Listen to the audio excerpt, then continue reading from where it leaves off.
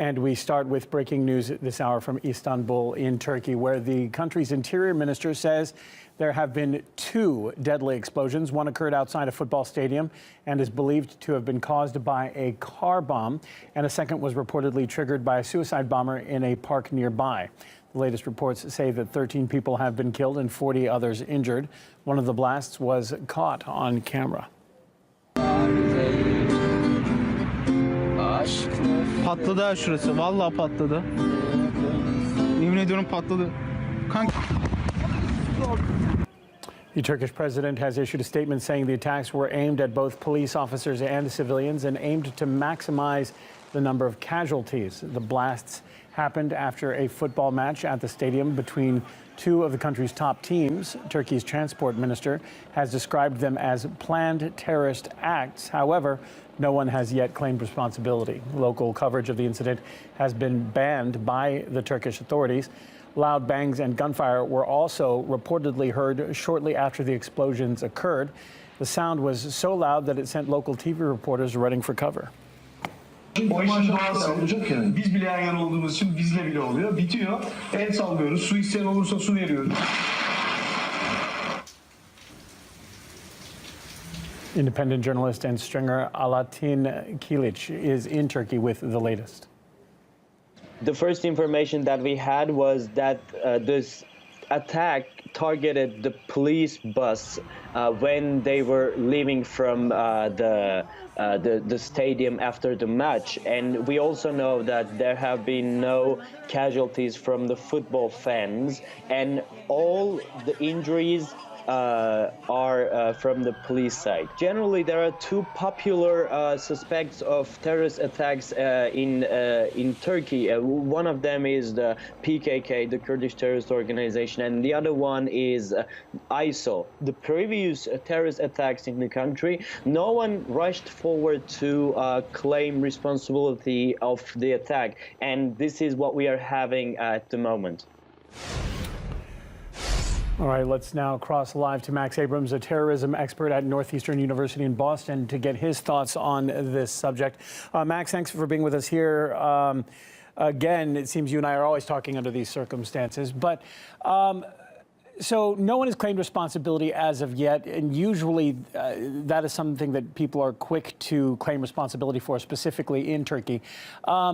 Who is likely to have been behind these attacks, given that one explosion was reportedly caused by a suicide bomber? Is that a hallmark of a specific group, ISIL perhaps? Sure. So I've done a lot of original research on credit claiming. That is, when do terrorist groups claim credit for attacks?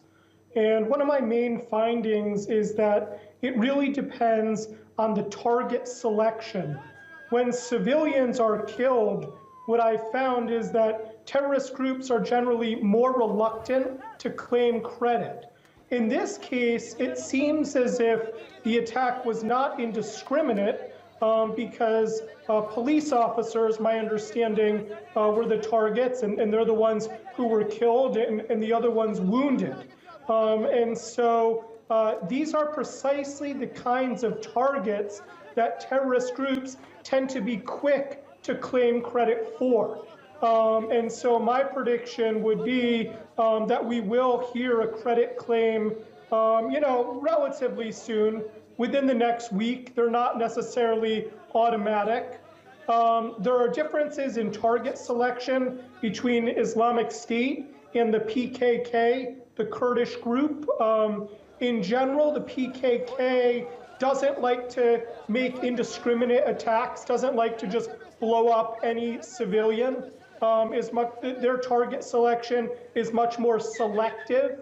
And so the fact that police officers seem to have been targeted, that's certainly consistent with the PKK. We can't rule out Islamic State, but for example, if the attack were a wedding, and just like any civilian were killed, in such a case, I would say it's most likely Islamic State is behind it. But the fact that it was cops, that's actually consistent with the targeting of both kinds of groups, probably even more consistent with the target selection of the PKK. Let's take a look at those tactics, if you will, specifically. I mean, the situation in Turkey and who they are fighting on any given day is a pretty complex situation given their location and in the larger region as a whole and the conflicts there. But why are Turkish law enforcement officers increasingly being targeted in such attacks, in your opinion? I mean, it does seem like it is a concerted effort towards the police. Yeah, I mean, the reality is that the Turkish government has many different enemies. The Turkish government is essentially at war, both with Islamic State as well as Kurdish separatist fighters. And so that's why whenever there's an attack in Turkey, we have to think very carefully about who is the likely culprit. I mean, you're right. There is a lot of violence there in terms of terrorism.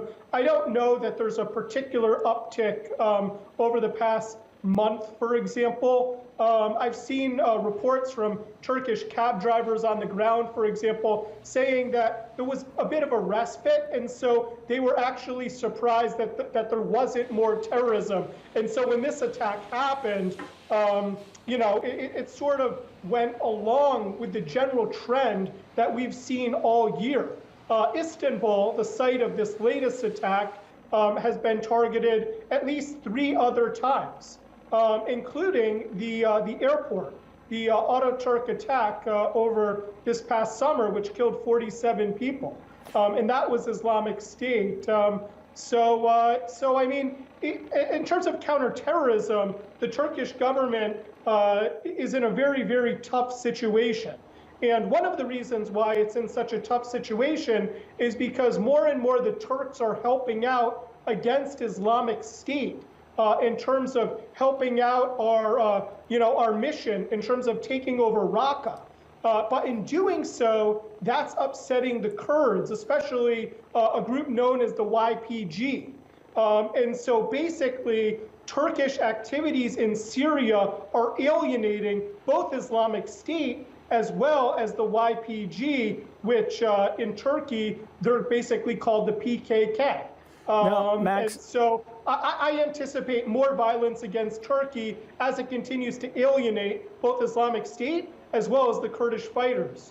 Now, Max, real quick, Turkey has come under a lot of criticism. Erdogan cracking down on specific powers, specifically with the media. Turkish officials have now actually forbidden any coverage of these attacks in the media. Why would the government be reacting in this way? Why wouldn't they want their people to have as much information as possible to stay safe?